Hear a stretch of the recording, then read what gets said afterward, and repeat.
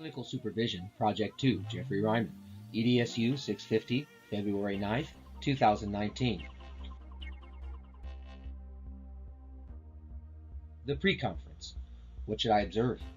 The teacher whom I observed requested that I focus on both student participation and teacher-student interaction. She was particularly interested in how her dialogue affected active participation. The observation.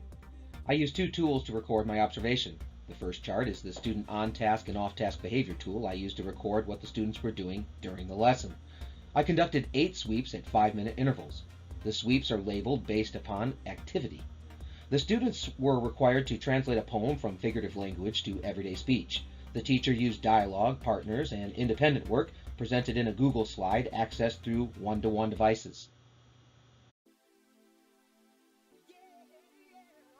This is the second tool, the tailored question-response instrument. I adapted this tool to the seating chart provided to me by the teacher. The students were arranged by lexile. Each flow of dialogue is recorded as an individual interaction with the teacher. The groups are labeled based upon proximity to cardinal direction.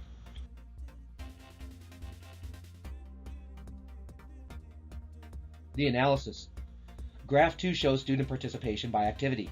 I noticed immediately that the compare phase has a significantly higher level of active participation. The teacher also noted this right away while we were discussing the data. Graph 4 shows student-teacher interaction. The highest levels of correct responses correspond with the highest level of both prompting and interaction. We also noticed there was a problem with the Southeast group.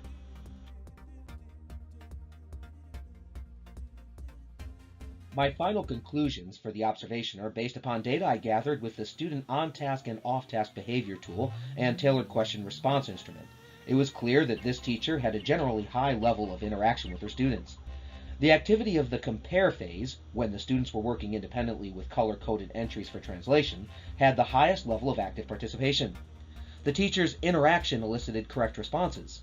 The teacher can increase the rate of correct responses.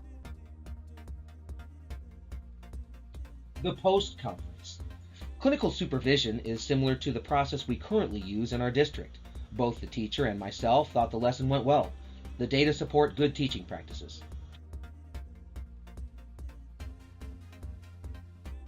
Reflective question. In the future, when you are planning your instruction and considering the many possible ways you format your lessons, what factors do you consider to decide on presentations to increase active participation? The teacher indicated she would be using the same coding strategy which was implemented at the end of the lesson with future independent student activities. She also indicated she would be paying more attention to the Southeast group when interacting with prompting. The critique. Both individuals engaged in collaboration to improve practice. The changes in delivery of instruction and the observation process were clear based upon the data. The teacher would add coding to future lessons and increase prompting, in particular for the Southeast group of students. I would practice transcribing with data gathering tools before using them in the future. The feedback model of clinical supervision increases self-efficacy. Both the teacher and myself. The reflection. Clinical supervision is data-driven. Gathering data requires a practical framework. I could not have gathered the amount of information I did without my data collecting instruments. Sharing data is an enjoyable process. Clinical supervision is a formative evaluation system throughout the year to inform instruction.